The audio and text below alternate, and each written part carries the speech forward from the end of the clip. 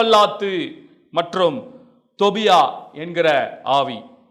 இந்த ஆவி தேவராஜ்யத்தை கட்டுகிறவர்களை கட்டவிடாமல் சோர்வு அடைய செய்கின்றதான ஆவி.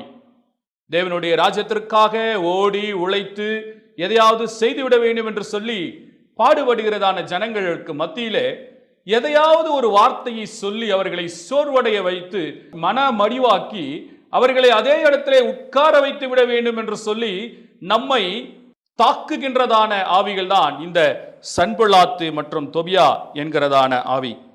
என்னோடு கூட நெகேமியா 4ஆம் அதிகாரம் வசனங்கள் 1-3 வரைக்கும் திருப்பிக் கொள்ளுங்கள்.